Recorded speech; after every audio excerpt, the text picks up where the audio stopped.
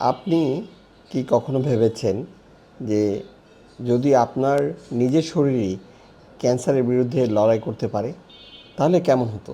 আজকাল অনেকেই ইমিউনোথেরাপির কথা শুনেছেন।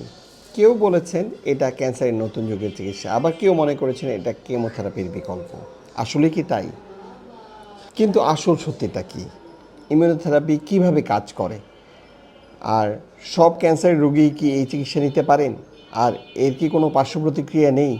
আজকের ভিডিওতে আমরা এই প্রশ্নগুলোর উত্তর সহজ ভাষায় বৈজ্ঞানিক ভিত্তিতে জানার চেষ্টা করব। আসসালামু আলাইকুম। আমি doctor Syed Mohammad Ariful Islam, medical oncologist, সহকারী অধ্যাপক এবং বিভাগীয় প্রধান। আপনি দেখছেন সেলস অফ হোপ বিডি, যেখানে আমরা ক্যান্সারের সম্পর্কে প্রমাণভিত্তিক ভাষায়, সহজ ভাষায় আমরা তুলে ধরতে চেষ্টা করব, যাতে রোগী এবং তার স্বজনরা ক্যান্সারের চিকিৎসা সম্পর্কে সিদ্ধান্ত নিতে পারেন এবং সহজে চিকিৎসা নিতে পারেন।